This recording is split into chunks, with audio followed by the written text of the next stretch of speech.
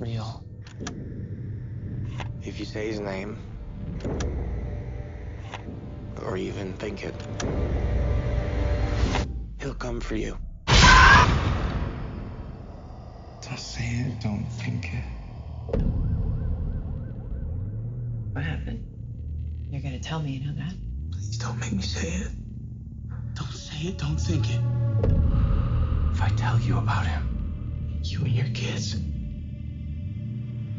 you're all dead. A house off campus with John Henry and a live-in girlfriend. Should we do it? Yeah. You ready for this?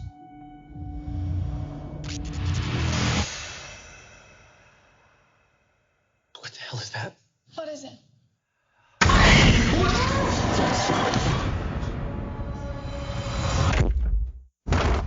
There's something happening. He's found us. Who? Don't think it, don't say it. The bye-bye man. And the more you think about him, the closer he gets.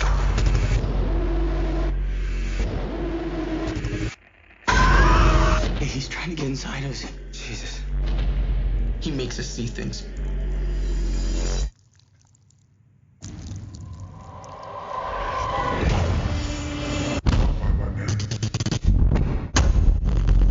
He makes us do things. Don't say it, don't think it. It spreads like a virus. Don't say it, don't think it. It could spread everywhere. I'm not gonna let it happen. Please! Don't say it, don't think it. We have to help them. No, it's a trick!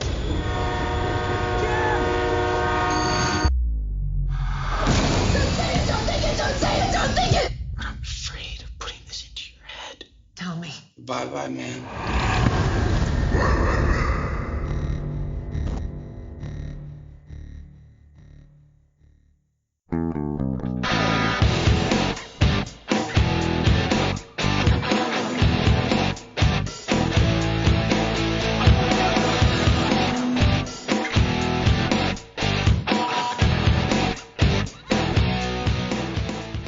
Welcome to They Call This Movie, testing the strength of friendships one terrible movie at a time. Subscribe to the podcast on iTunes and other podcast services by searching They Call This Movie. We are part of the Main Damie Network, and to find more from us, check out the website at themaindamie.com or on Twitter, Facebook, and Instagram at The Main Damie. We are also now a proud member of Geek Vibes Nation, and you can find them at gbnation.com. Welcome back to They Call This Movie. This is Anthony Del Vecchio, and with me as always is Dan Aquino and Mark Myers. Say hello, gentlemen.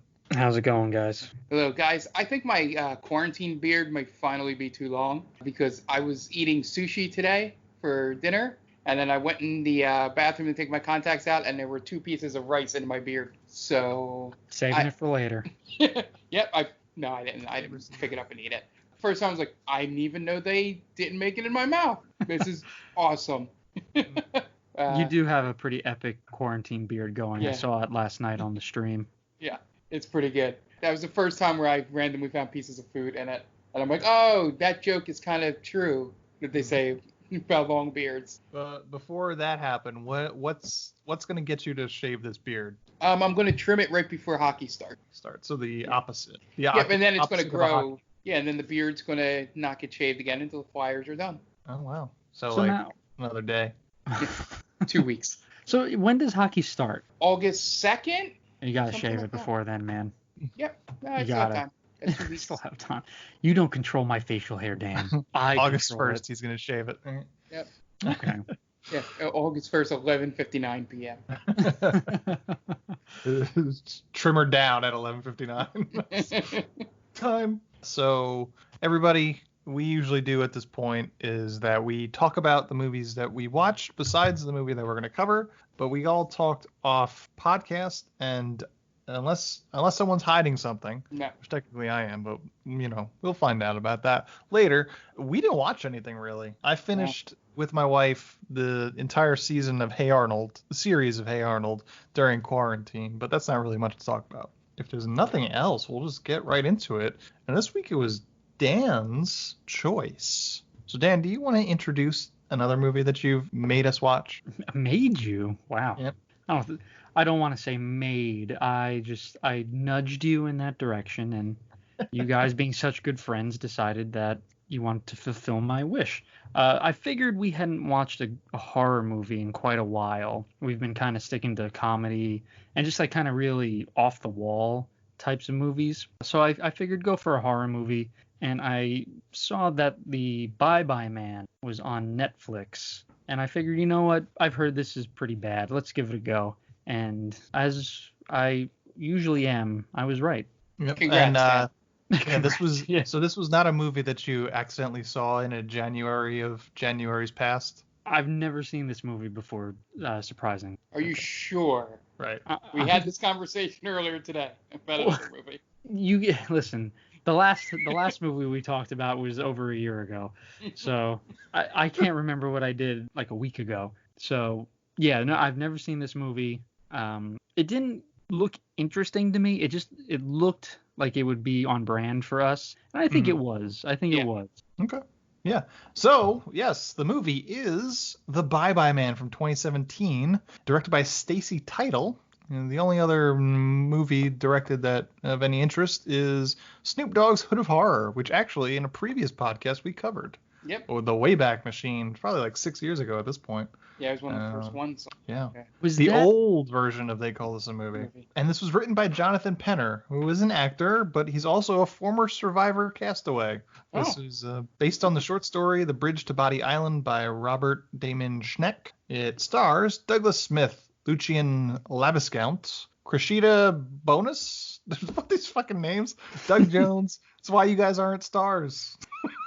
Doug Jones, Faye Dunaway, Carrie Ann Moss, Cleo King, Michael Trucco, Jenna Cannell, and director of Upgrade and The Invisible Man, Lee Wannell, has a small bit role in this. IMDb score of 4.2 and a Rotten Tomato score of 18%.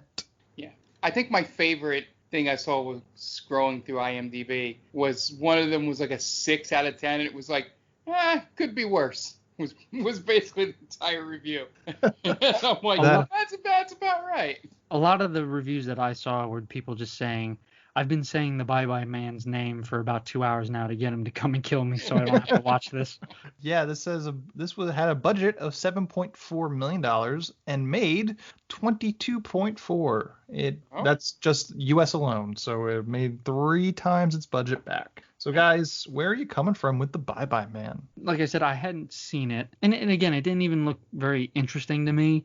But you'd be right. Yeah. I don't know why I picked this, to be honest. This was just scrolling through, and I saw the reviews, and I said, again, I feel like this will be on brand. So this is a movie I'm coming into with. I had no expectations really. I had no interest. This is one of the first movies I really had no interest in seeing. Even Love on a Leash, knowing how bad that was going to be, just from hearing it from you, Ant, I was a little intrigued to see how bad it could be. Sure.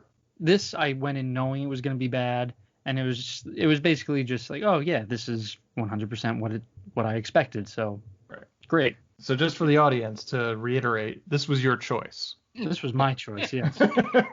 A movie that you had no interest in watching. No, I mean, listen. Do we need to replay the tape? No, I did it for this podcast. Gotcha. He did it for the content, Ant. Yeah. Gotcha. Do it for the gram. Okay. What about you, Mark? No idea what this is going into it. So anytime with horror movies, that's going to be, I would say, about 90% of the time when you guys pick a horror movie, unless if it's a classic one. I'm going to be like, I don't know what I'm in for. So some promise in the open, and I was like, all right. And then it just it was boring. My whole coming to this is like, somebody saw something in this script, and I don't know if it was something between the writing or the direction or something went wrong with this, or it's one of those movies that you always say, Ant, they had some money they had to burn before the end of the fiscal year, and they just decided to make this movie. So going in, no expectations, wasn't even scary, just reading the synopsis beforehand. Surely as we go through the plot, I'll dig into my thoughts here, but yeah, it was just like Dan, no expectations going in, and it somehow came in below them. Yeah, I went into this thinking this was going to be like a fun watch, like it's going to be so bad it's like just hilarious. And then I think that's what the kind of where some of the letterbox reviews were coming in with, like, oh, just kind of hilariously bad. And I was just like, not really. It's generically bad, but it doesn't do anything even like your other generic horror movies, because there's a whole bunch that come in every year. Every year there's about another dozen horror movies that are just terrible, but they always make their money back, if not exceed their money back, like The Boy or whatever, all those kind of shitty movies. And like as Mark had said, it's not scary, and it doesn't even seem like it tries all that often. Like at least with those other movies that you sometimes get like that, oh my god, another jump scare. Oh, what's this? It's a cat coming out of the closet scaring us again. We didn't see that coming, and over again.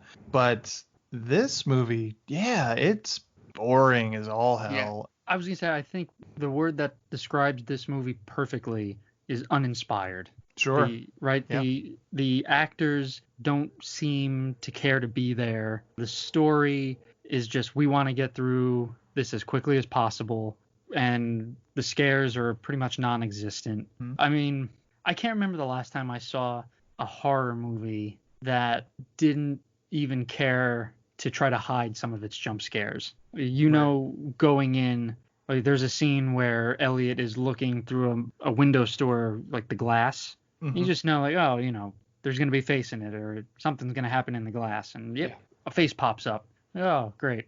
Awesome. I feel like it wanted to be The Shining so badly, with like the whole haunted house vibe. And it just, man, it strikes out on every single at bat it takes. The movie that it reminded me of that does this a whole lot better is Oculus. I've never seen Oculus, but I do remember you telling me it was pretty solid. So Oculus is it kind of like play like each of the characters, that it plays with their sense of reality and stuff like that. So they're seeing things that aren't there.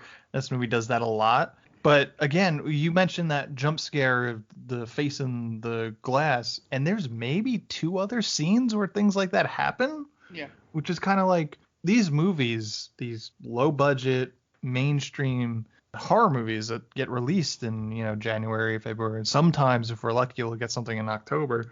You can at least count on really cheap jump scares, but like a lot of them. And this one barely attempts to do it. It tries to be a psychological horror movie, and it just doesn't work. It doesn't work because none of the characters are that interesting. Yeah. The idea is that it's trying to work on that creepy, making you make the scares up in your own head, but the acting isn't good enough. The writing to get you in those moods isn't good enough to let your imagination run wild in there. And it went for something that it didn't hit, and then it didn't have the jump scares to make up for it, and why it just felt very mundane. You could show me a still from this movie, and I would have no idea. Nothing special about it. Yeah. The whole movie is like supposed to be like an urban legend. Like the whole premise of the Bye Bye Man is that, to be honest with you, I'm not 100% sure. Basically, there's murders that happened in the 60s that the murderer said it was the Bye Bye Man that made them do it. And supposedly whoever hears the name or says the name, the Bye Bye Man comes to kill. So now he's like killing, or trying to kill like these 3 college students in present day. It's supposed to be an urban legend movie, but we never learn what the urban legend is or what the motive of the killer is. In terms of the Bye Bye Man, is he harvesting souls? I don't know. Yeah, no idea. Isn't the killing around the people infected by the Bye Bye Man counterproductive for the Bye Bye Man? Isn't it more beneficial to him if more people know his name rather than they die? I said the same thing. Because at the very end of the movie, the main character is like threatening to kill himself. I'm like, well, wait a minute. Wouldn't the Bye Bye Man want to stop that at any cost? Because if once he's dead, like everything else is left up to like happenstance. Like, oh, if you find this item, then you'll know. But I mean, that's a huge risk that Bye Bye Man is taking. What if no one looks?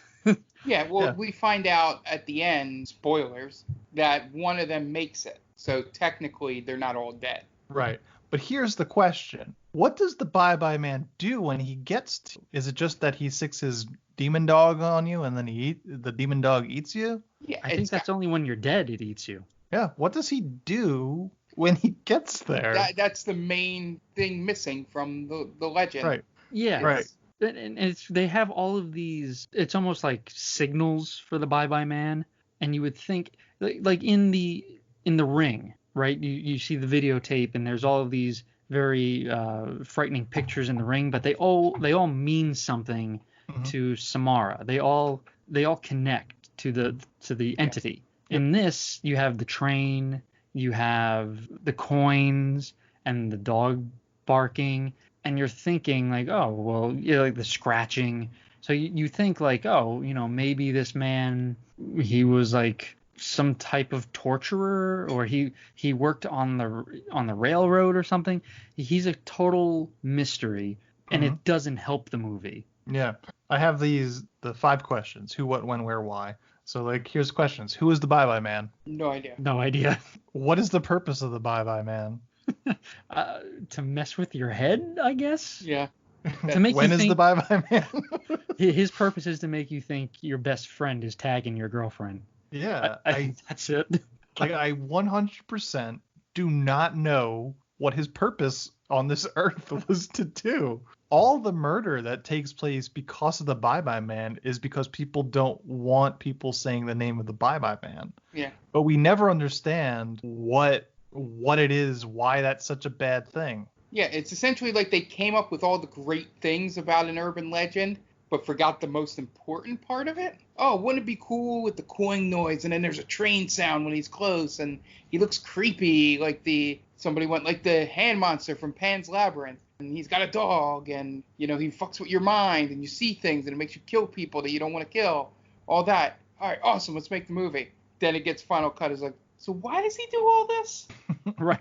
We've already begun. Shit. We've already begun production. It's too late for these questions. It was kind of like in Freddy vs. Jason, where we find out that the parents have like drugged their kids to forget Freddy, because if you think of Freddy, it gives him power. Yeah. So you see, that made sense because we already had the mythos of Freddy. Yeah, in Nightmare on Elm Street, you know why Freddy's doing what he's doing, why he is who he is, and all that kind of stuff. Everything that the Bye Bye Man does not lay out. Yeah. Did the Bye Bye Man live in that town? Is he a demonic spirit, or was he a person? I mean, the first murder was in Iowa, so the demonic spirit is understood. Right.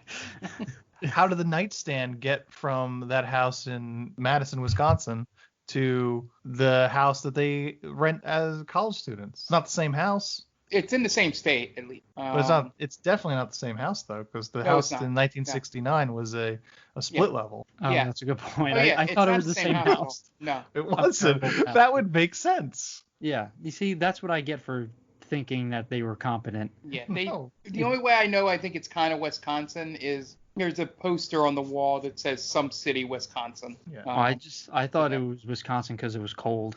I'm like, oh, that seems like it's always a Wisconsin trope, Yeah. It's always cold there. I agree with Mark. I think they had the foundation for a good urban legend, but they just totally whiffed on the major points. Yeah.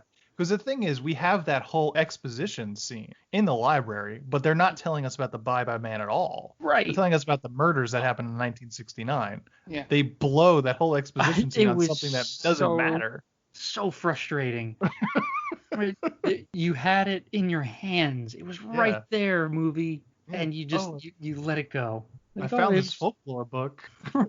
Yeah, and it's so weird that they thought it important enough to keep that article around, even though everything else about it was destroyed. They would never keep it. Right? Yeah. It was a college student who wrote for the local paper. It's not the New York Times, man. They're not holding on to that. And it's like even the librarian figures out the power, but still doesn't say, hey, why don't we just burn this? Right. Yeah. It's so odd. That whole scene is just to set up the point that there is literally no information about the Bye Bye Man. It's like they just wrote themselves out of it. It's like, oh, yeah, we don't have to explain it. There's no information. Yeah. Now, I wonder if that was the whole point. Like, they just wanted it to be like, some things are just unexplainable. That doesn't come across either. Right. I don't know. I'm trying to connect it somehow. I'm trying to give it some semblance of meaning. I think they attempt to get out of it with the line of, if you erase everything, every part of it or something that mentions the past, you erase the past. or something. There's some line that the librarian says to him that's sort of like, oh, all the other information that we would normally drop here has been destroyed. So that's why you don't know who he is and where he comes from. Not because we didn't think of it. Yeah. Like, they gave themselves an out, like, oh, we don't need to really go into this guy's past if we just say it was erased. Right. Yeah, well, don't worry. We got the sequel coming up with Carrie Ann Moss. That'll get into it. Yeah. It's also just so counterproductive because there is evidence of lore building they're trying to do with the train. You could remove all references to the train and just, he's basically the boogeyman. Fine, okay. Right. But like, what's the train? Why are there like photographs and all this kind of like personal shit on the train tracks as it's going by in the opening scene? Why are there naked people standing with their backs turned towards the train? Why is there a dog? Yeah, why? And they make sure that you can see the number of the train. Right? I think it's like 421, 421. So I figured, like, oh, maybe he was like either he operated a train or operated around the train tracks, or like his thing was getting people to the train tracks and killing them that way, like luring them or something. I figured it had something to do with a train. When when he decides to start looking at his phone in middle of class, he sees that video of the Bye-Bye Man on a freight in a freight car. Why? That's right. No idea.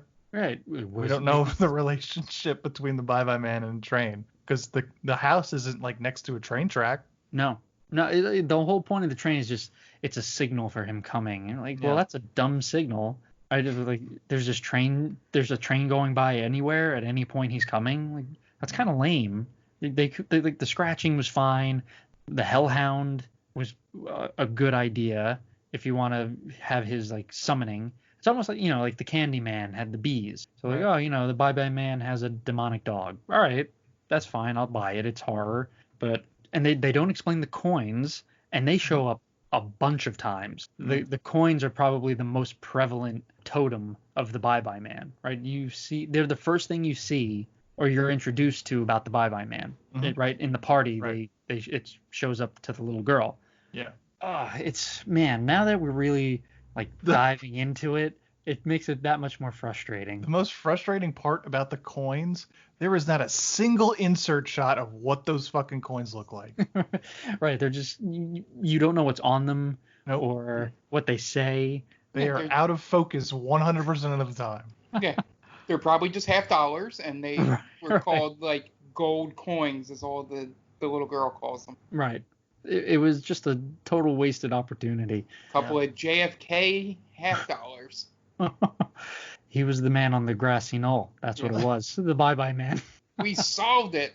We're going to go missing soon now that the FBI is going to come for us. We've said it so many times, too, the Bye-Bye Man. I haven't heard any trains. And it's inconsistent, too. I mean, obviously, this movie sucks, so obviously it's going to be inconsistent. But he only kills one person, technically, the Bye-Bye Man, right? He kills Kim. Yes. Everybody else is killed by somebody else's hand. But he lures Kim onto the train tracks. Which is what he should have done every time. Right. If everybody died from getting hit by a train, this movie is 100 times better. If every scene just wound up another person just walked right into a train. Right. Guys, stay away from the train murders. Right. This one's like 5 miles from a train track. Just a person got hit by a train.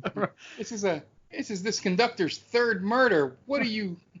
This train line hasn't run in 100 years. I was going to say, there we go. A train hasn't come by here in 100 years. This is odd. Man, that would have been so much better. Oh.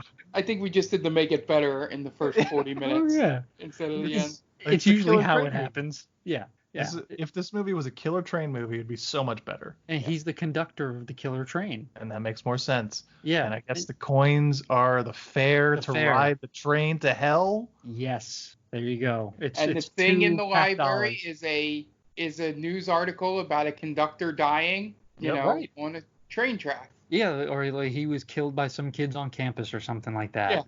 Yeah. Like they killed him and his dog, and he and his dog come back to exact revenge on the kids of the campus. And no 100 years ago this very night. That's right. And like no one on campus is allowed to talk about it, right? It's like they're trying to hide the past. I mean, come on, guys. It's so obvious. I think that is like one of the prevailing themes with a lot of these movies that we cover, where these movies are trying to do so much when they don't really even need to.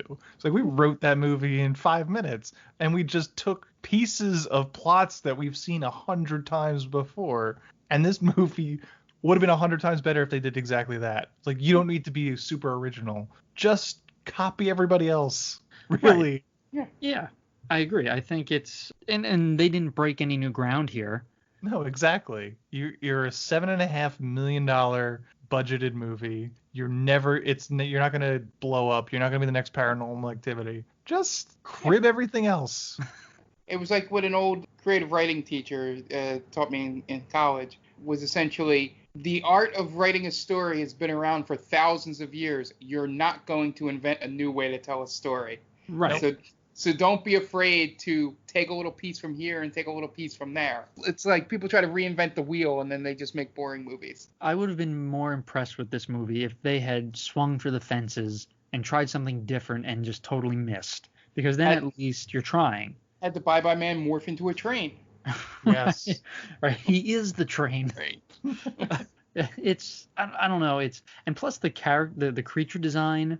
He looked like Death from Bill and Ted's Bogus Journey. Yeah, that 100%. And maybe I was a little biased by Anthony mentioning it in the chat, but this writer definitely, or whoever created the look for him, definitely was a fan of Pan's Labyrinth. Because despite the fact of getting Doug Jones, right? Because he was, right, yep. We decided he's the... Yeah, he was the Pale Man. Yeah.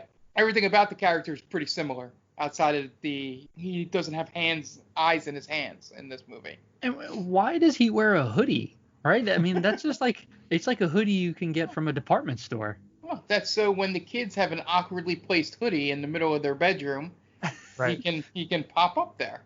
Jen pointed that out. Like, all right, the first time you hang your robe or your hoodie up, whatever. But when you continue to do it, you're just asking for trouble at that point. Yeah. Right. Yeah. If I saw that happen, if I'm in my room and I wake up suddenly and I think I see a humanoid figure and it turns out to be a piece of clothing, right. I'm not making that same mistake twice. The next night it's like on the floor or I'm hanging it in the closet where I can't see it. Yeah, or like the back of a chair. Yeah, exactly. Yeah, it's nowhere where I can mistake it for an intruder. Right. Yeah. Speaking of clothing in this movie, I was distracted by all the band T-shirts this kid was wearing, and then also they just completely dropped it. I was waiting for the next one because like first you got Joy Division, the Joy Division, Kennedy, and Velvet Underground I think was the third one. It was Velvet Underground, the one that was Femme. Oh no, Violent Femmes. It was Violent Femmes, yeah. And then also very important. Not important. It was a very popular T-shirt, the Joy Division one. Yeah, absolutely. But at that point, I was just like, all right, when's the next one popping up? And then it never happened again. Yeah, who would have been the next band? Who did they? Yeah, Sonic Youth probably.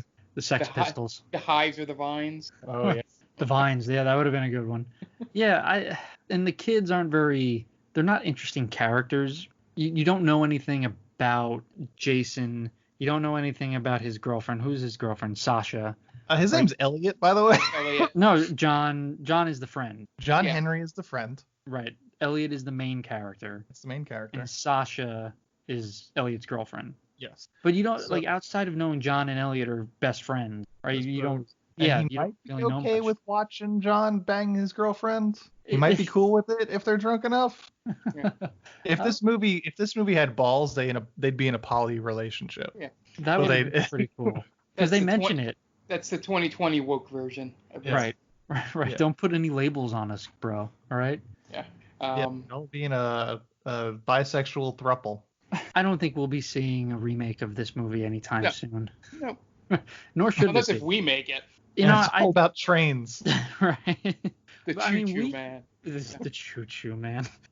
Well, I don't think we could do worse. Why is he called the Bye-Bye Man too? That's another thing. That's never right.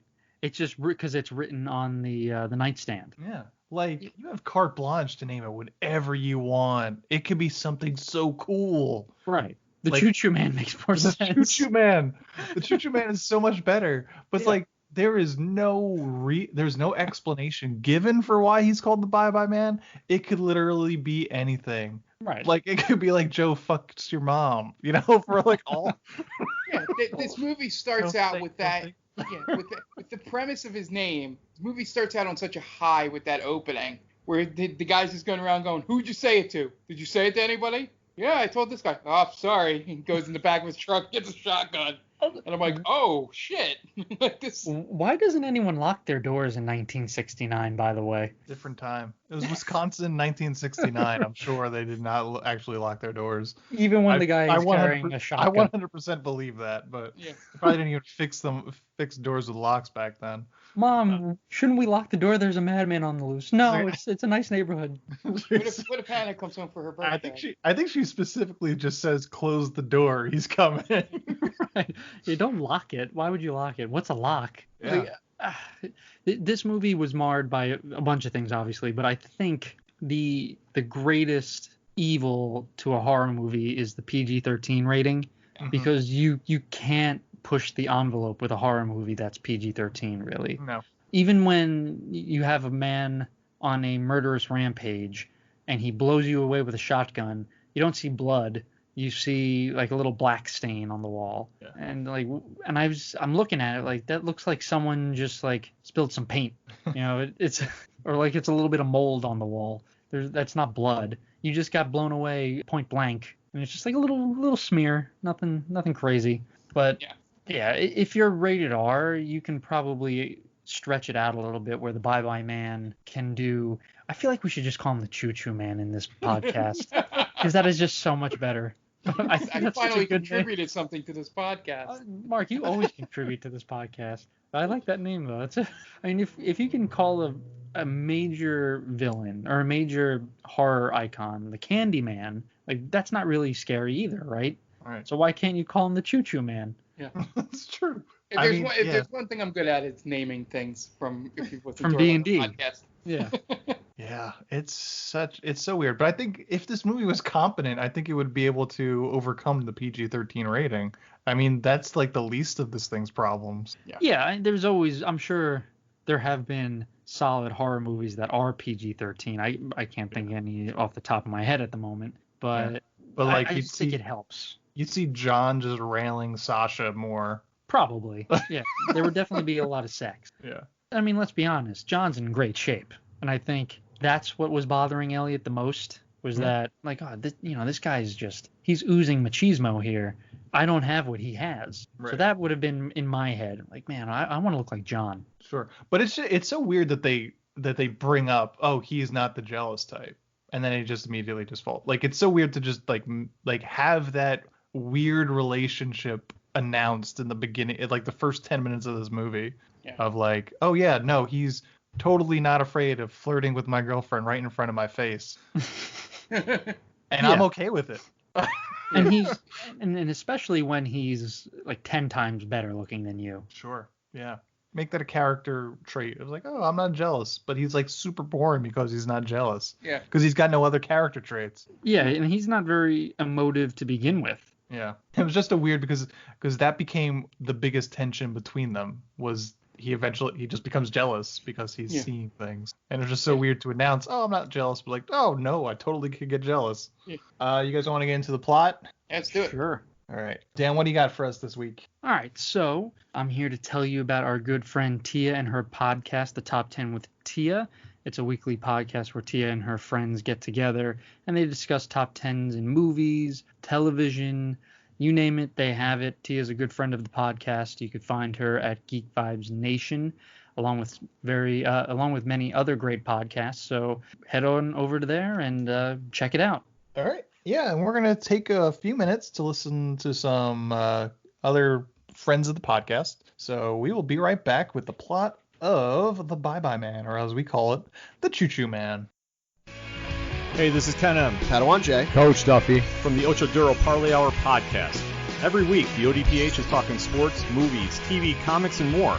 It's always a parlay of topics on each episode. You can find the ODPH on Apple Podcasts, Google Podcasts, iHeartRadio, Spotify, Stitcher, Podbean, and wherever you find great podcasts, such as the one you're listening to right now.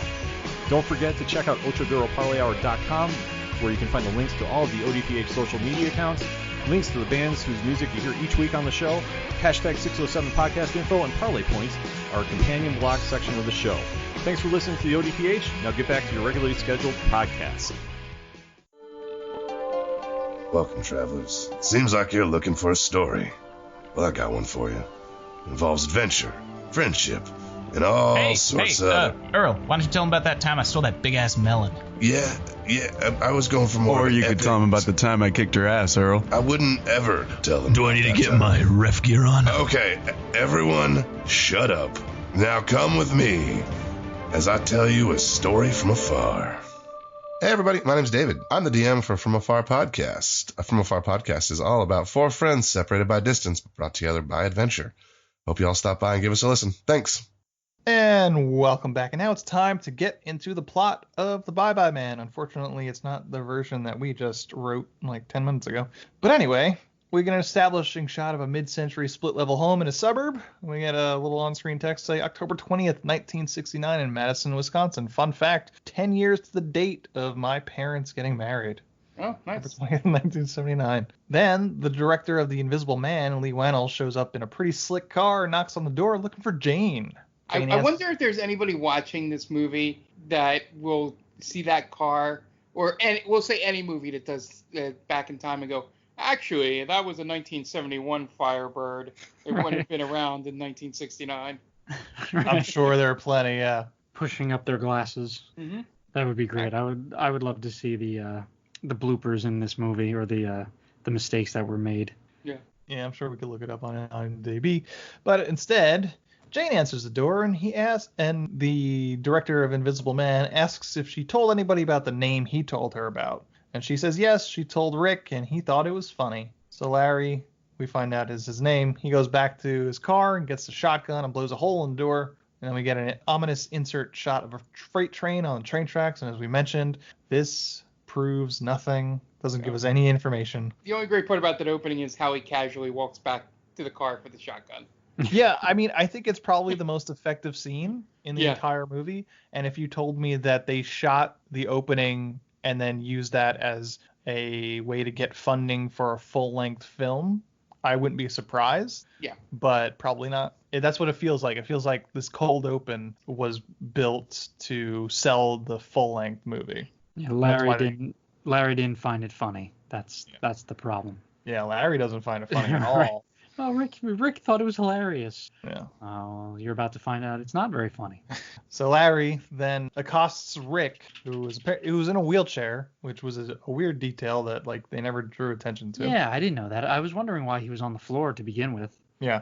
But you see him, you actually, after watching it the second time, you see him through the window when he blows the shotgun. He blows the door off its hinges, basically. And you see him get down on the ground, through the window.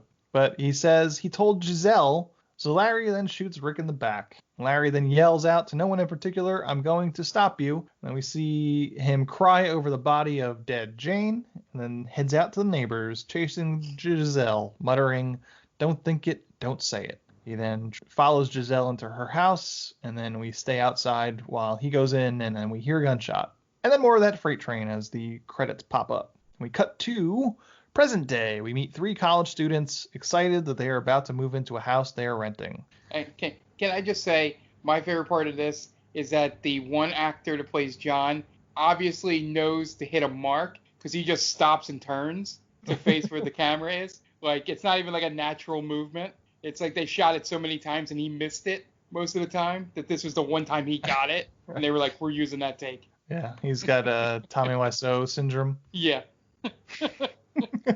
Is he in anything of any interest?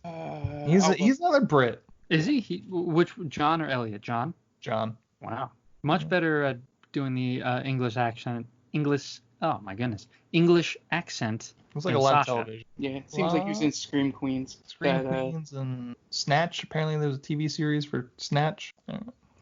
I'll take its word for it. They go to the house, which is a nice, albeit a fixer-upper house. Far too nice for 2 college students and one of their girlfriends. And once again, not the same house where Larry killed people, which would have made a whole lot of sense. Would have just really been efficient for the storytelling if that was the same house. But it's not. And they explore the house, which is pretty empty, even though the landlord said it was fully furnished. After some talk in the kitchen, our hero Elliot, who is yet to be named really in the film, goes to the basement and finds all the furniture. There's an odd dynamic between all three of them. In a less generic movie, they'd be poly. We fast forward a bit, and they've fully moved in all the furniture, and Elliot gives his girlfriend Sasha, who is yet to be named, a card that looks like a ransom note. The only way I found out their names was thank God for subtitles. Yeah, but it's like it's not even like she's never says Elliot until like 20 minutes into the movie. Yeah, it literally just comes up Elliot and then his Elliot line, says, and I was like, yeah. I guess his name is Elliot. Yeah. And then Sasha hears what sounds like the clinking of change coming from somewhere in the attic, which is where the bedroom is. And she thinks it's John playing a trick on her, or not John, Elliot playing a trick on her, and then they go to bed. So one night, Elliot, his roommate John Henry, and his girlfriend throw a housewarming party, and Elliot's older brother Virgil shows up with his wife and kid, and not exactly the proper environment for a little kid to go to a college party. Virgil takes Elliot aside and talks to him about stuff. First, he's like, man, you're living it up at college. That's super cool. But then he's like, you should be studying. But then also, you should not be settling down. But then also, Sasha might be.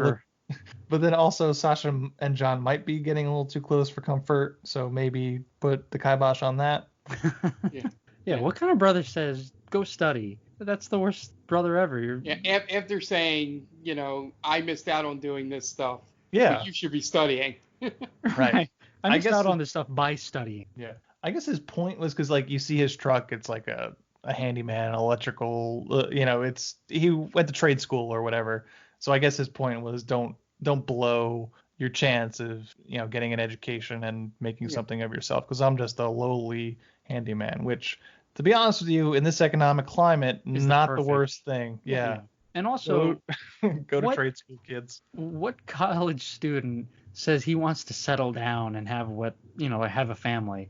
I've never heard a college student say that. Dorks, that's who. Right, he's a total nerd. Every college student that's played by a late 20s actor. Yeah. Definitely not a guy that's rocking a Dead Kennedys t-shirt, I can tell you that. Nope. It's time to settle down, put some roots in with my girlfriend and my best bud. Yeah. If that house didn't have a nightstand, that would have been a really nice house. I'm sure they're getting like dirt cheap rent too. Yeah, how are they paying for it? Yeah, I don't know. Maybe he got a nice settlement from his parents' death. Oh, Elliot. Yeah. Yeah. To be honest, yeah. That's probably his brother's what it helping was.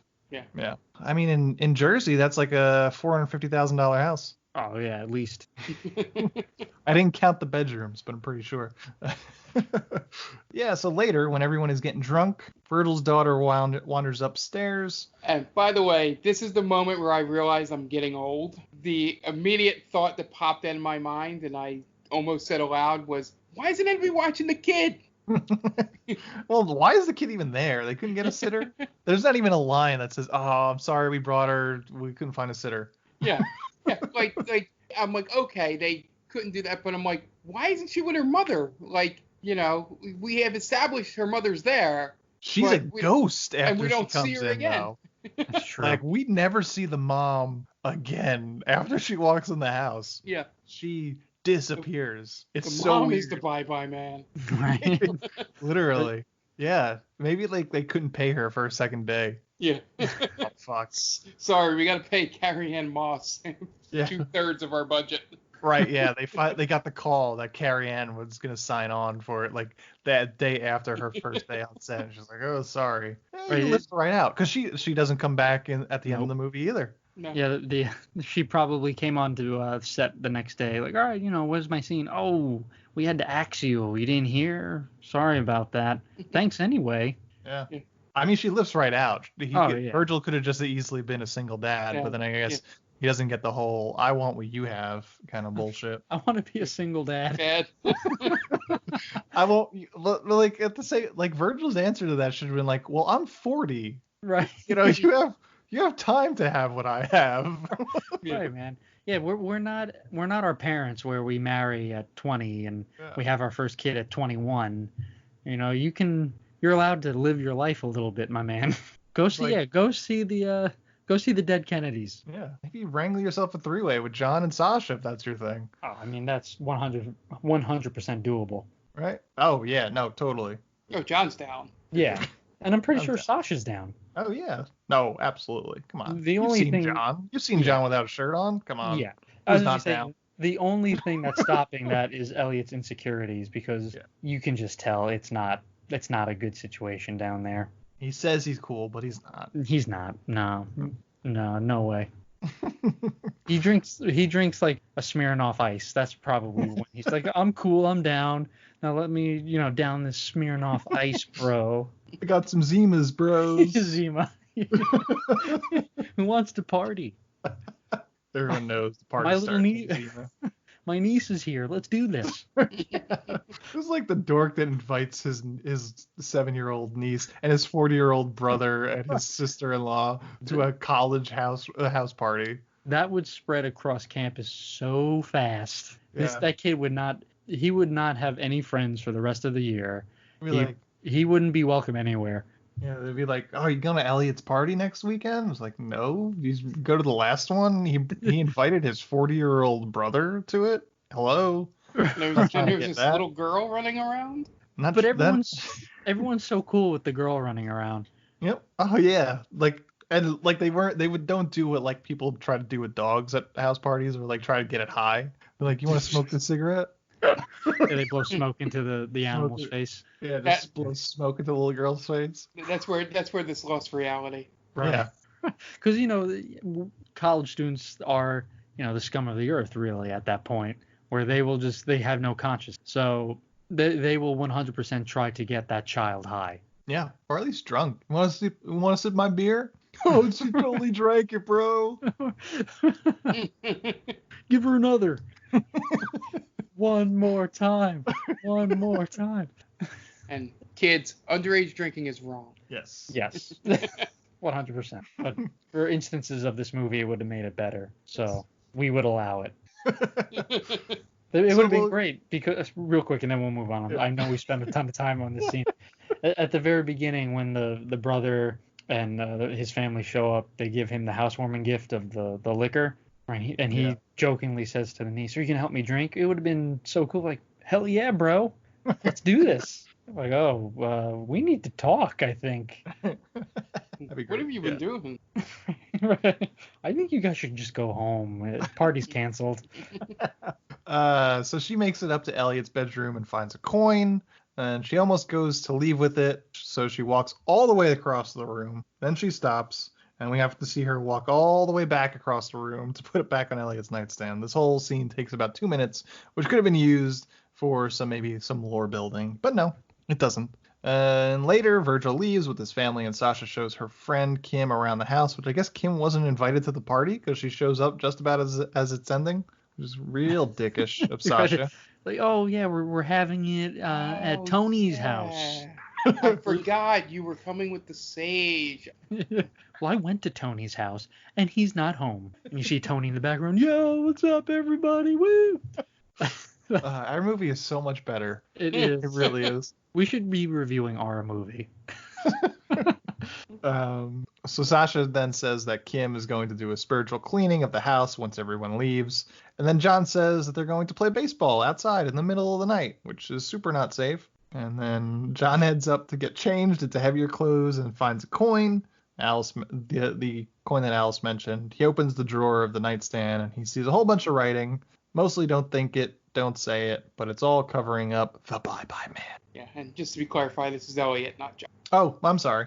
Yes. Yeah. Elliot's doing all of those things. For some reason, my notes just kept saying John. Interesting fact for those who follow our podcast. This is the second movie that has a weird, unexplained baseball game in it. Yes.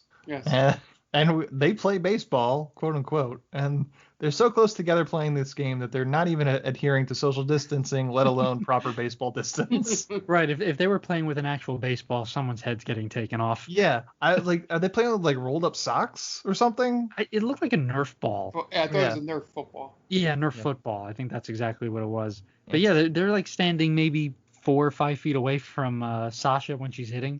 Yeah. Like, luckily, someone didn't lose her teeth. That would have been, I would love to, like, move in, she can't hit. Yeah. But, at least they're not playing in a thunderstorm. Right. And they don't sparkle. So, this movie has that going for it. Yeah, we just needed the camp move, sleepaway camp. Just needed some third baseman just talking shit to Sasha. But now that was a good baseball scene. Yeah. That was a great one. Eat shit and live. Why don't you just go fuck John, Sasha? Right. I mean, yeah, some smack talk. Guys, we're playing baseball with a Nerf ball here. Let's tone it down a bit. And let's not forget Nightmare on Elm Street 2 we covered, where the guys pants each other in the middle of the ball field. That's right. Another. Was that a good one? I don't remember really. That was not interesting. A good one. Yeah. It was. They were not. Neither of them were wearing underwear, which made no sense. What we're trying to say here is welcome back, baby. Yeah. And we'll not get into Sandlot heading home, whatever that movie was. Yes. So once everyone leaves, Kim starts burning sage in the house and mentions that she felt a presence in the house. They do seance. Elliot scoffs at the idea, but then Kim starts getting things right about their past. Mostly his parents died in an accident, and Sasha's grandma bakes rolls. So Elliot, to prove his dickish point, hides his keys in a pot in the stove to test her. And he says, "What did I hide and where did I hide it?" And she gets it right, but she starts having second thoughts regarding the seance, starting to feel an evil presence, basically. Yeah, that's the best scene or moment that any of the young actors have, is when she's like, "Oh no, I'm not doing this anymore," and he's like, "Ah, you're bullshit, you're fake, whatever," and then she just dead stares him in the eye and goes, "You put the keys in the pot on the stove," and I was boom, like, bitch. boom. Although, to be honest, they could have 100% heard him doing that, because he doesn't do it very quietly. Just stomping around. Well, I know you were in the kitchen, so I heard something clatter. It's just, he's got like real shaky hands, just like clattering the pot. Click, click, click, click, click, click, click. How did she know? I'm trying to see if Kim is in anything of any interest. I wish, like Kim She could does have look been better with short hair from her IMDb. and not a what's the Punky Brewster hat? Or not Willow. Blossom. Blossom. That's what I meant. Blossom, and not a Blossom hat. Yeah. Mark, come on, you should know. I know Punky Brewster. Okay, don't give me that. I'm just Like, saying, Punky pulling Brewster. Punky Brewster out is like. Well, you should love that. I just pulled something do. super obscure out. I wasn't expecting it from you on this podcast. Well, you should have, because it was wrong, and I'm usually the things I bring up are way off. It was like when Ant mentioned Job on a podcast. we have to write the writer of this movie now. Did you mean for this to be Willow or Blossom? Is that what you meant for Kim to look like? How did they know? I wish Kim had been a little bit more prevalent in this movie, because she did seem like she could have been interesting. It's always good to have a psychic around that's like not explained how she got her psychic powers. Yeah, it's the Stephen King special, as some people call it. But she's only in it for maybe 2-3 scenes. Yeah. So it would have been cool to have her play a little bit more of a part. Like maybe she could have figured out who the Bye-Bye Man is, because she's friggin' psychic. Right. Yeah, no, I agree. She could have been a little more of an interesting kind of addition to it. I mean, she kills somebody, and we never see that person ever, and it happens off screen. Yeah, that would have been cool. At least with the one character, you see the feet of their family that they killed. You could have done that first, at least, Yeah. Yeah, we don't even see that person. That person might not exist at all. Right. You see the blood on her hand. Yeah. And that, I'm like, oh, okay. I thought maybe she cut herself. She was one of the, maybe she was trying to kill herself. Right. But no, it's not. It wasn't explained until a little bit later. Yeah. So then Kim starts hearing someone or something saying, "Don't say it, don't think it, don't say it, don't think it," and she starts chanting it over and over again until she puts her head down. And then John asks her what they shouldn't say or think, and then Elliot chimes in and says, "The Bye-Bye Man," and not adhering to the exact words, "Don't say it, don't think it," and the lights go out. And when the lights go back on, Kim is in the fetal position on the floor. And then I guess she leaves. Oh no, she doesn't leave actually. At night, Elliot thinks he hears something, so he turns on the light in the bedroom, wakes up Sasha, who coughs, and then says, "I love you, John," and then goes back to sleep. And he's like, "You're fucking joking with me, right?" Yeah, I wouldn't let her go back to sleep until I got an explanation. "Wake up, bitch! What'd you say?" Just starts shaking her violently. "Get up, goddammit!" I am so not jealous. I knew it. I'm going to go call John right now, but not out of jealousy. I just want to see if he's okay. Totally cool. And I'm totally into this polyamorous, open relationship that you sort of forced me into. Right. But I'm totally cool. Totally into it. And I totally get that you don't want me having sex with other girls. But you just want to have sex with other guys. I'm totally cool with it. Yeah.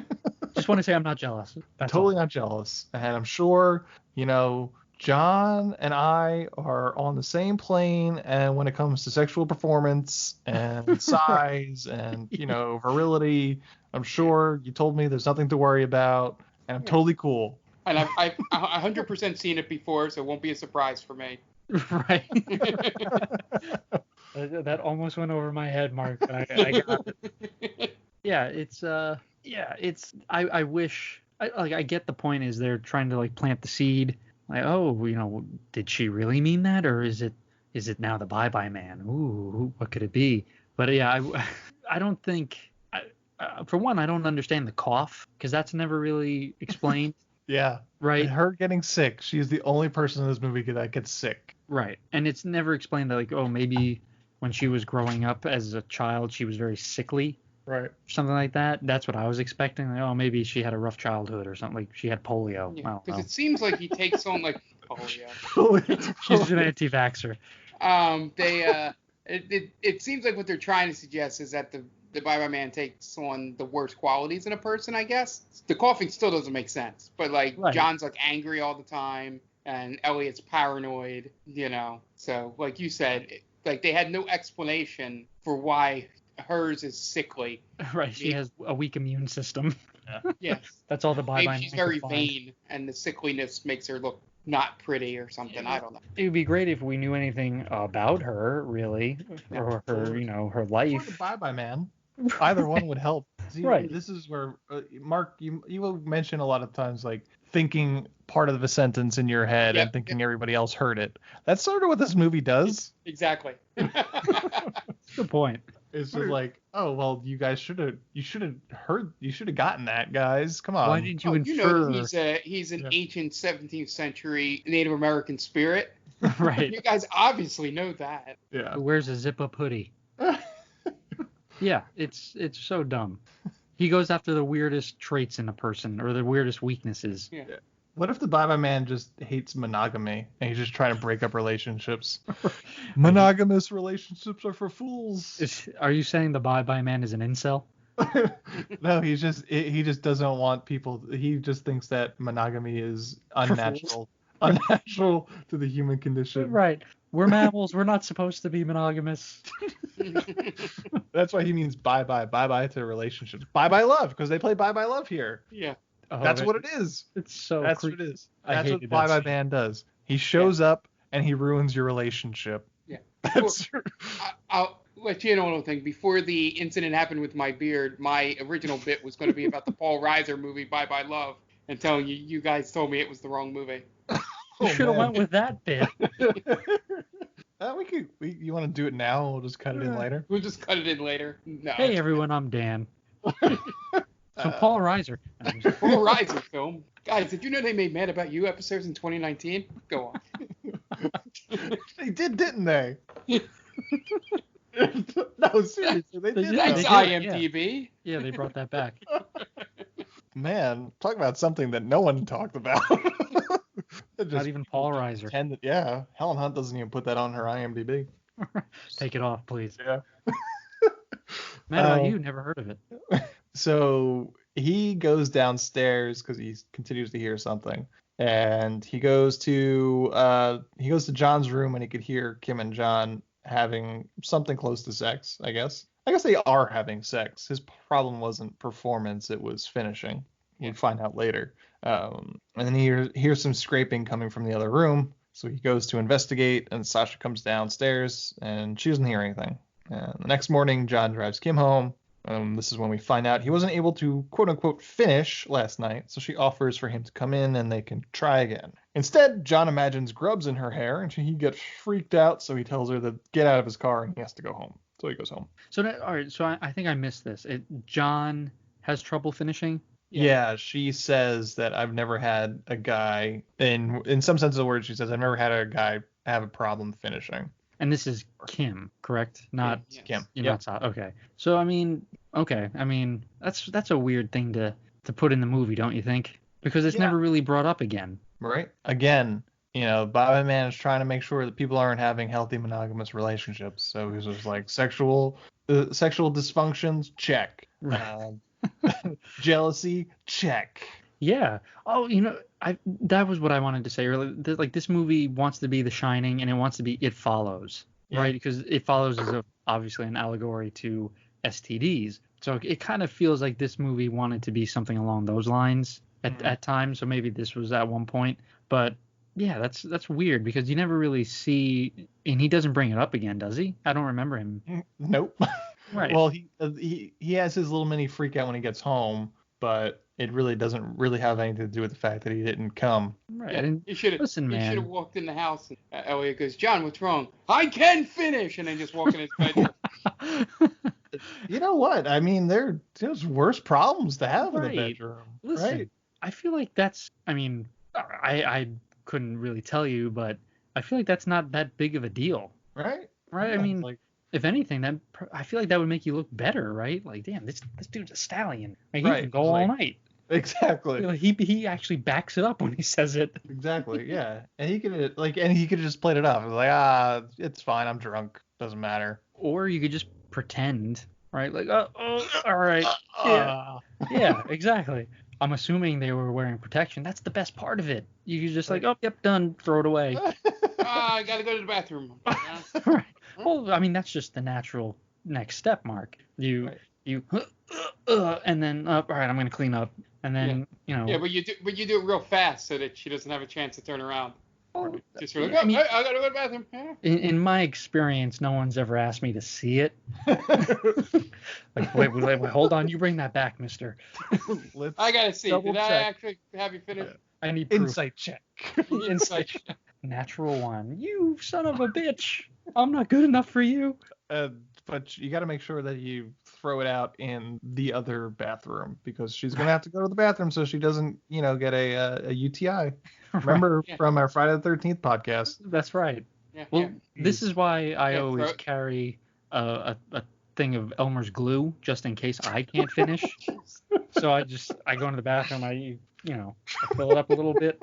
Like, oh my God, that's more than normal, Dan. I was excited. What do you want me to say? Yeah, they should have. Been a while. He should have snuck it into Elliot and Sasha's bathroom, and then Elliot finds it in the morning. Yeah, the Bye Bye Man did that. The Bye Bye Man does. Sasha. Bye Bye Man does it again. You see him like he's in a car and he winks at the camera and drives off. Classic. He's in the train. Classic drives off. Classic condom shenanigans. Bye Bye Man. Wave harder, boy. Yeah, and also I don't think I mentioned Sasha's developing a cough at this point, which, as we mentioned, it's never explained. Right. Like she just gets kind of sick. Right, she gets better later on in the movie. I feel better. It's never explained why she's getting sick. No one ever decides, hey, maybe you should go to the hospital. And then he goes to the hospital, is like, oh my God, her fever is 115. How is that even possible? Legally, you're dead. Right now. Yeah. It's like, we're not finding a pulse on this girl. Those are sort of things that create an arc. Right. Yeah. A good horror movie would do. Yeah. Yeah. So John goes home, and when he gets back, Elliot is outside. He sees enormous scrapes against some bricks, and he says that they weren't there before. Classic Bye Bye Man. Yep. So then John goes inside and storms at Sasha and stares at her and sees that she doesn't have bugs crawling over her and says weird stuff and says she's perfect. And he goes into the bathroom and calls Kim a pig. And that he needs to take a shower to wash her off of him. He gets real dickish right here. I'd say so. Yeah, that's a fair assessment. And then Sasha's cold is getting worse and then hallucinates John standing in front of her naked. And then he disappears because he wasn't there to begin with. And then we get a scene where Virgil and Elliot talk on the phone, where Elliot starts getting suspicious of Sasha and John. Then he hears scraping again and goes to investigate. So then he goes outside and sees nothing, so he goes back inside. Then he goes to the basement thinking it's coming from there. He finds another coin on the floor of the basement, then sees someone move in the basement, and then runs back upstairs. And then Sasha and John are like, what the fuck is going on? And he starts growing paranoid that Sasha and John are fooling around on him. And Sasha's like, we were just studying. We just didn't hear you screaming for us. It's the Bye-Bye Man. It's just his tricks. Yep. So Sasha shows Elliot drawings that she made but doesn't remember making. And it's all about the Bye-Bye Man. So she says, and he's like, oh, well, it's not real. Bye-Bye Man's not real. And she's like, well, if it's not real, then we're all three of us are losing our minds at the same time. So it's got to be something. So at night, once again, Elliot wakes up in the middle of the night. There are like 4 or 5 scenes where he just wakes up in the middle of the night and sees some glowing eyes from the closet, and then he thinks he sees some cloaked figure coming towards him, but Sasha doesn't see it. So then on campus the next day, Sasha says that she's going to talk to the landlord, while Elliot plans to go to the library to research the Bye-Bye Man. So he can't find anything through a search on the Bye-Bye Man. The only thing he could find is a dead file, a story that was killed before it was printed in the newspaper. So he goes to the librarian, and she lets him into the records. Then Sasha goes to the landlord and tells him that he has an awful house. This is actually, the landlord is actually played by the screenwriter of the film, the guy from Survivor. I love his answer to her. Like, yeah, well, sorry, you signed the lease, and that's really what would happen in real life. Classic landlord move. Yeah. Your house sucks. Well, yes or no, Mark? Yes. How many times Contract. have you had to Sign the contract. How many times have you had to tell people that all the haunted houses in Philadelphia? All the time. That's all I rent. It's haunted houses. Mark, your house sucks. Well, you signed the contract, man. Yeah, only 10.5 months. Just don't say it, don't think it. You'll be fine. Yeah, I was going to say. I was like, oh, well, there's a nightstand. We saw some writing. I was like, oh, well, you signed the lease. And by the way, don't say it, don't think it. Bye. Get out of my store. You didn't see that clause in the lease? Yep. Got to read the fine print.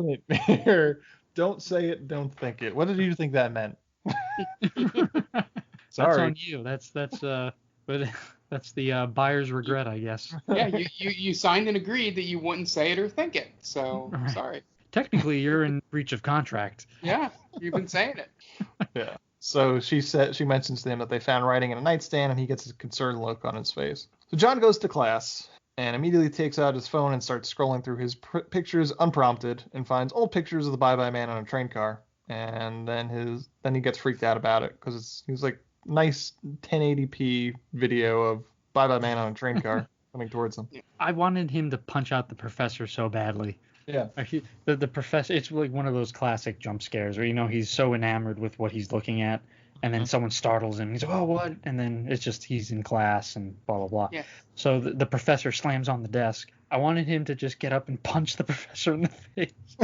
Yeah, and even the professor's lesson sounds like a high conversation. Yeah, it's about getting rid of atoms. What if I just touch the wall and take a few atoms off? Is the wall still there, man? Is it a bad wall? Is it a naughty wall? Professor, this is the 3rd class in a row we've been talking about the wall. What are we doing? Big Exploit is amazing.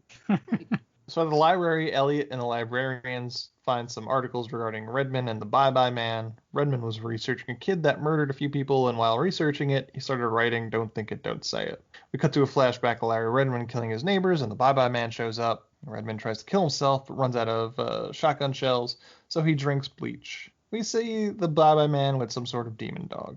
That's the flashback. Then, while researching some more, Elliot starts to see the Bye-Bye Man pop up in the library, so to kind of combat that, he starts scribbling out the Bye-Bye Man on the original Redmond documents, and the librarian gets pissed about him doing so, because those are literally the originals and the only copies of that. And then he finds that he lost an hour of his day. He thought it was like about 10 seconds, and it wound up being a whole hour. So he goes and rushes off to meet Sasha. When he's there, he can't find her, but then he sees, or what he believes he sees, John and Sasha canoodling and then driving away in John's car. Yeah. So Elliot then goes to Kim's house and tells her that he wants to do another seance, and Kim agrees, and they start going back to his house. And then Kim is talking about how the Bye-Bye Man situation is like a cancer, and it seems like whoever you tell, the cancer grows, and then you need to cut it out. And Elliot notices that she appears to have a bloody hammer in her handbag. Kim says that she told her roommate, so she had to stop the cancer. And Elliot mentions that he told the librarian, so Kim says that they have to get to her too. While they're driving over train tracks, Kim then sees a car accident on the side of the road, and she tells Elliot to stop the car. And Kim gets out of the car and tries to help people in the car accident, but she's hallucinating it, and she steps in front of an oncoming train. While Elliot stupidly runs behind her with a hammer in his hand. Just waving it around. Stop! Yeah, but you didn't think that went through, I guess. Cops show up, and Carrie Ann Moss is the detective, and she says the train operator says he saw Elliot chase Kim into the train with a bloody hammer. And then Sasha and John show up, and he tries to explain that it was the Bye-Bye Man without saying his name. Elliot and John get into a fight over it. Sasha sees Carrie Ann Moss without eyes, so she throws up. Then Elliot thinks he sees the Bye-Bye Man, but it winds up just being a canine unit.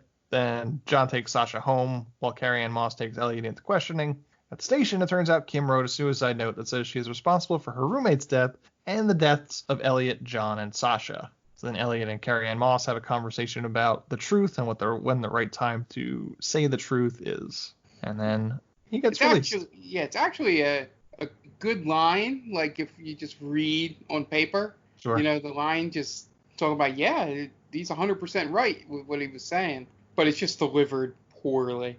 Mm-hmm. And it's completely out of place in this movie. Yeah. This movie is not about telling the truth. No, it's not. That writer had that line in his head and was like, if this is the only movie I'm writing, I'm putting this in here. And what cop would answer that, really, right? They're trying to get information out of this kid. Right? They're not going to be like, oh, no, I completely agree with you, might be murderer. No, I tell my kids everything. I traumatize them. So what were you trying to hide? Right, yeah. You're like, I always tell the truth, so tell me your truth. It's like, we have the Bye-Bye Man in the other room, and he said it was all you. Right. He did? Oh, yeah. So, are you going to sign this confession? Right. In fact, he said you told him to do it, and he said no. You know, if you sign this confession, we promise that you're not going to go to jail for the rest of your life. And all you gotta do is just sign it, and you go home. Yeah, you'll be fine. It's funny that she literally used that line. Yeah, if you talk to me, I can maybe help you, but if you don't talk to me, then I don't know what's going to happen. They should have had the Bye-Bye Man be the good cop there. Bye-Bye Man shows up as his lawyer. Right. Don't say another word. Don't say it, don't think it. Yeah, exactly. Oh man, if I become a lawyer in like another life, that's gonna be on my business card. Don't say it, don't think it. That's a good slogan. It'll be worth it the one time you run into somebody that has seen this movie. Yeah. Is that from the Bye-Bye Man? Like, I want another lawyer. Right. I'd rather defend myself, honestly. He's like, you know what? Fuck it, I did it. If this is the best I could do, I mean, I'm in trouble anyway. Remember I said payment up front? No money down. No money down. Work on contingency. Yeah. Bye-Bye Man works on contingency. There was specifically a comma there. No, comma, money down. I don't think Mark realizes that's exactly what happens in The Simpsons. Yep. Oh, yeah, I don't. Yeah. Well, your card says you work on contingency with no money down. Oh, does it? Didn't see that, Simpson. Oh, it's a good one. So you don't work on contingency? No. Oh, money down. Money down. Should remove this bar association. So Virgil picks up Elliot, and Elliot just leaves him there at the police station, saying the only way he can help him at this point is to just leave him alone. So Elliot goes home, and he hears sex sounds coming from John's room. So he barges in, and he hallucinates Sasha just getting railed by John. It's not even that good, really. It seems so, like, uninterested sex. It's like, yeah. And by the way, why doesn't... I guess he's going a little crazy, but... Why doesn't it's not weird to him that when he busts in the room they just keep going looking at him? Yeah. Yeah. But they seem like they're zombies too, while they're yep, we're just going through the motions here. like you don't think the Bye-Bye Man could just make him hallucinate something a little more like kinky, passionate? Yeah. But he's got her she's really into it. Right, or like she's chained to the bed or something like that. Like, oh my goodness, John. At the very least, looks like she enjoys it. It should have been her just like coughing the entire time throughout the sex. Bye-Bye Man's just like, women don't like sex. Oh, John, yeah. Cough. Yeah, you're you're so much bigger than Elliot. Right, and if we knew anything about the Bye Bye Man, maybe his one sexual experience was just terrible, and that's how he thinks sex is. Yeah. It was like, oh, women hate sex. Right. There's one thing I know as the Bye Bye Man. And they're not interested in cunnilingus. Rough and normal, man. That's how it should be. That'd be great if half this movie was just about like how the Bye Bye Man perceives sex. Flashbacks of him in sex ed. Just being terrible at it. Right. That's why he became like an urban legend. It's like the 40-year-old virgin when every time he tries to get laid and just something bad happens, and it's the Bye Bye Man. The Bye Bye Man is Steve Carell from 40-Year-Old Virgin, just getting kicked in the face by accident. So he barges in on this sex scene, and so Elliot smacks John in the head with a baseball bat and knocks him out. Turns out they weren't fucking. Sasha is just basically sick on his bed, and he was comforting her, but he was doing it without a shirt on. So I don't know what John's playing. He's a better listener when he doesn't wear a shirt, I think. Gonna pop the shirt off and then.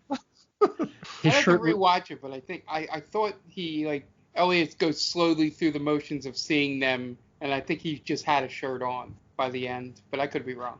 I think the problem was his shirt was chafing him. Yeah. Shirt's chafing me. That was a much more natural one. So Mrs. Watkins then calls the librarian, and she tells Elliot that she's having some really weird thoughts about the Bye Bye Man, and maybe they should meet up. And then he's like, no, I think you're fine. He sees a note, and he kind of gets a note from Mr. Daisy about the whereabouts of the Redmond widow that Sasha got. So he tells her that, oh, well, totally, I think I have a lead. We'll totally meet up later. And she's like, all right. And then you see that she has stabbed to death members of her family, we assume. I will say that's actually a good reveal for me. It's just... it wasn't terrible. Yeah. Well, maybe my expectations by hour, whatever it was, 30 minutes left in the movie, I was like, that's actually pretty good. That's not boring. That's a good decision. Sure. It's a weird phone call, though. It's like, the phone call is terrible. I'm just having some weird visions about this Bye Bye Man. Yeah. Maybe we should get together and talk this out. It's like, holy shit, I've just killed people because the Bye Bye Man made me do it. Yeah. So he locks John up somewhere and throws the nightstand into the woods, then goes to see the widow. That was so dumb. Why didn't he just smash it? Or burn it. Yeah, thank you. he does what was it in that movie Pineapple Express when he throws the phone instead of smashing it? Do you remember that? Yeah. Or just smash the damn table, man. It's old as shit anyway. It's probably hanging by a thread. No, he just pulls a Job from Arrested Development. Return from whence you came, which is like the woods. Right into the woods. Yeah. Yeah, that's just a bad move on his part. So Elliot drives to Mrs. Redmond's house singing Bye Bye Love the whole time. Goes, get it? And he then arrives. Okay. I don't get it. Say it again? He sings Bye Bye Love on the way to Mrs. Redmond's house. I thought you said he was saying Bye Bye Redmond. Wait a minute. Bye Bye Love. That song. I don't know what the connection between Bye Bye Love and Bye Bye Man is, besides that they just have the words bye bye in them. I was going to say, I think it's the first two words. Yeah. Here it is. That's the connection. That's it. So he arrives, and Mrs. Redmond, played by Faye Dunaway, tells him to leave, but then he tells her that he wants to talk about Larry and a story that he was writing. So she tells him what she knew about Larry's run-in with the Bye Bye Man, tells him about the kid that killed his family, and that the kid said that he was having nightmares that told him to kill. We get to see a flashback that we see Mrs. Redmond come home in 1969 to Larry, spiraling, writing "Don't think it, don't say it" all over their house. And then Mrs. Redmond said that her husband was a hero for ending it, and that he never told her the name, and that's the reason why she survived to this day. So Mrs. Redmond then gives Elliot some advice. She tells him the only way to stop it is to kill everyone you told it to, and then to kill yourself. So Elliot says that if you don't fear him, you don't give him his power, maybe. This is complete conjecture. He has no idea if this is true or not, but it is basically how you beat Freddy Krueger. And that's true. We never confirm or deny if that, because he never gets to test that theory ever. That's true. Yeah, it is all conjecture, right? Yeah. It's like, yeah, if you don't say it, if you just like, if you don't think it like that, you're fine. But it's never proven. He proves it once on his way back. He sees John in the middle of the road, and he assumes it's a hallucination, so he drives right through it. As the one time he is able to test it, but then he immediately hits the librarian right afterwards. It was not because he looks back. Right. And I think he would have done it anyway. I mean, she is in the middle of the road. Yeah, that's the thing. It would have been more powerful if he was just like, that's an illusion. Boom, and it really was John. And no, it wasn't John. So it was like, ooh, yeah, see, I got you now. Bye-bye, man. And then he sees Mrs. Watkins in the middle of the road. It's like, oh, another illusion. And then boom, he drives through, and it's really her. That'd have been more powerful than it's like, oh, well, I would have, regardless, if it was an illusion, I wouldn't have seen it anyway. Right. Well played, bye-bye, man. Well played. So he drives back and calls Sasha. No answer, so he leaves a message on her cell saying not to be afraid. And then, as we mentioned, driving back, he sees John standing in the middle of the street, so he speeds up, assuming it's an illusion. John disappears as he drives through him. And then he turns around to look back and doesn't see John, but then when he turns back, he sees the librarian, but it's too late. He hits her, causing an accident. So he gets out because the car is totaled, and she looks like she was trying to kill him because she had a knife in her hand. She definitely was trying to kill him. Yeah. So back at home, Sasha and John both wake up and they meet up with each other in John's room. Sasha thinks he's Elliot, but John sees her as a dead Kim. So John freaks out and tries to get away from Sasha while she's trying to tell who she thinks is Elliot to stop. She's like, you're scaring me. Please stop. Why don't you talk to me? And he's just like, get the fuck away from me, you crazy bitch. That didn't make any sense to me. Why have both of them hallucinate? Why not just the one? Right, you get the same reaction, right? Because John sees dead Kim and he starts freaking out. And don't you think Sasha would be like, "What's the matter? You're freaking me out here." Yeah, I think a lot of the tension comes from his hallucination, not necessarily hers. Right. Yeah, because she just sees Elliot and he's not doing anything. Yeah. So Elliot comes home. Elliot makes it home and he hears screaming. He walks into his room to see what he thinks is John trying to stab Sasha with a pair of scissors. He tackles John and John tries to stab Elliot, so Elliot shoots John, but it turns out it's actually Sasha. And then the demon dog comes into the closet. It comes out of the closet and the Bye-Bye Man shows up and does some pointing. I'm very proud of that demon dog. Yeah. He just walks out of the room. Comes out of the closet and then he walks out of the room. Points menacingly. Yeah, so the Bye-Bye Man points menacingly at him to do something, maybe? And the Bye-Bye Man gets a vision of Elliot's brother's family succumbing to him. And then Virgil and his daughter immediately show up at the door at that exact moment. Yeah, so. It's like he warns him that, yeah, I'm going to get your extended family. And I'm going to get your immediate family. Why do that? It's counterproductive. Right. Just let it play out, dude. Just Bye-Bye Man showboating. Right. It's hot dogging it in the he's Cadillacing it. He's high stepping it at the 20, man. They're gonna catch you. So Elliot tells Virgil and his daughter to go away, and while he's doing that, the Bye-Bye Man tries to magically open the door to get them inside, but Elliot manages to close the door back. Then the Bye-Bye Man throws Sasha off the balcony, and then he comes down the steps. So then Elliot shoots himself in the head. Virgil looks for a way into the house and then realizes he lost Alice. So then he goes looking for her, and he finds her back in the truck. And then the house is on fire? I wasn't sure about this. Did John set the fire? It's never explained. It comes from the room he's in, so I'm assuming yes. Right? Yeah, but how did he do it? Well, I'm assuming that he kind of makes the connection. Yeah, in terms of how did he start the fire, I have no idea. But I'm assuming that he starts to make the connection at that point that the only way out of all this is that he's going to have to kill them all. Mm-hmm. Right? Right. Yeah, he's going to have to off himself, too. If the sequel cliffhanger is any indication, then he backpedals on that, though. Right? Yeah. Yes. So Virgil and his daughter drive home, and the daughter says she found the coins in the nightstand Elliot must have left for her next to the trash cans. And she says there was some writing in the table, and then Virgil's like, well, what did the writing say? And she said, she can't read in the dark. What is she, a flashlight? So terrible. My uncle just died. I'm going to crack wise. Yeah. Such And bad line delivery. then the cops are at the scene, and John winds up still being alive, and Carrie Ann Moss tries to get info from him, and he starts to whisper something to her, and then she stares right into the camera, and cut to black. And that's the end of the Bye Bye Man. I don't know if there's an end credit scene, but I didn't stick around. I didn't stick around either. And that's the end. It sucked. Yep. Yeah, if there was an end scene, I don't think anyone knows. Nope. The production crew doesn't even know. Lost to the sands of time. Yep, and that's the way it should remain. Yeah, this was poorly planned, poorly acted, and just overall poor. This is one of the first movies. This was one of the movies in a while where it was just like boring and not fun. Mm-hmm. Absolutely.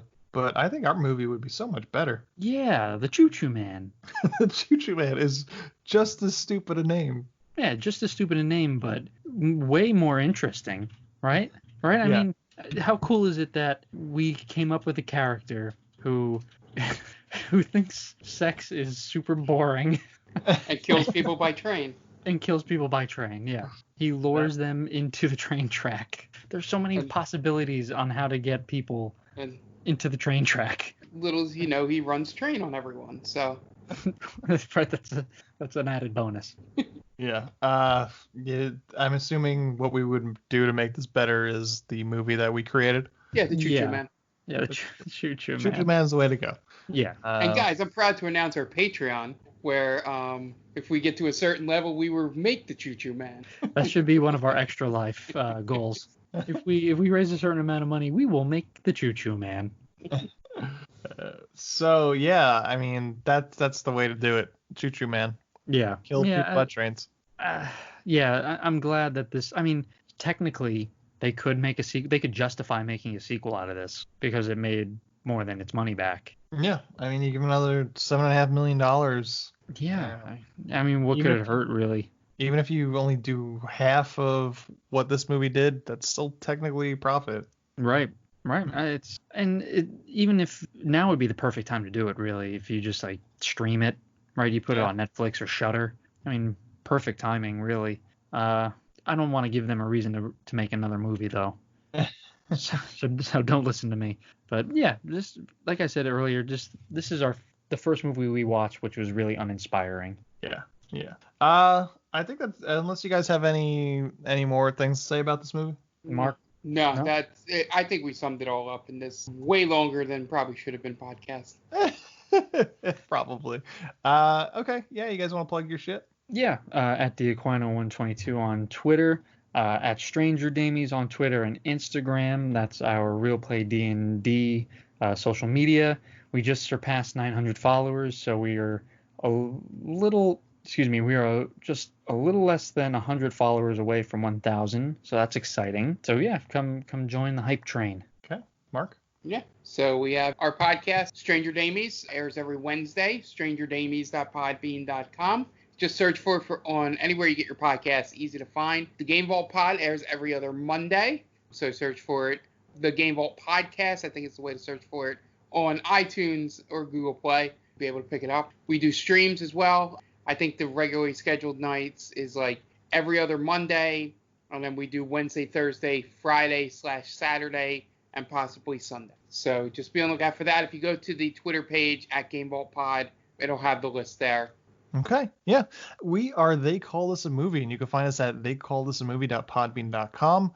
We are on all social media channels at The Main Damie, which is our main website. You can find They Call This a Movie on all podcast streaming apps. Just search for They Call This a Movie, and we should pop right up. The main website is themaindamie.com. We post just about everything we do there as well. So find all our great stuff there. And we are also a proud member of Geek Vibes Nation. You can find the gvnation.com on all social and on all podcast streaming apps. Just search Geek Vibes Nation. Bunch of great shows besides what we work on. Top 10 with Tia, as well as many others. So there's something for everyone. A bunch of geek stuff. They got some articles, reviews, interviews, doing a whole bunch of interviews with a lot of people. It's pretty impressive. So check them out. Geek Vibes Nation, gbnation.com, and we are proud to be a part of their network. And that's going to wrap it up this week for They Call This a Movie. The director of The Bye Bye Man from 2017 is Stacy Title. So for Dan Aquino and Mark Myers, this is Anthony Del Vecchio saying, Stacy Title, well, you certainly made a movie, didn't you?